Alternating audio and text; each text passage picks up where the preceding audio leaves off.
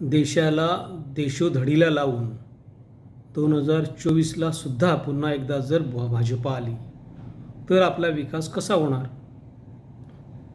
आतापर्यंत देशातील सर्व रेल्वे स्टेशन्स, राष्ट्रीय व आंतरराष्ट्रीय विमानतळं व शासकीय कार्यालय यांना जो दूरध्वनी आहे, मोबाईल सेवा आहे आणि इंटरनेट सेवा ही BSNL आणि MTNL ही शासकीय कंपनी देत होती. आता या सर्व कंपन्यांची जी कामं जी आहेत ही रिलायन्स जिओला दिली जात आहेत. म्हणजेच जे लाखो कामगार MTNL आणि BSNL या शासकीय कंपनीत कामाला होते, त्यांचा रोजगार गेला, त्यांची हक्काची नोकरी गेली, त्यांची आरक्षणातून मिळालेली नोकरी गेली.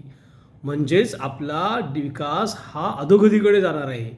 आपल्या हक्काच्या नोकऱ्या जाणार आणि विकास फक्त एका व्यक्तीचा आणि मोदीजींच्या मित्रांचा होणार आहे. म्हणून ह्यावेळी 2024ला भाजपाला पराभूत करा.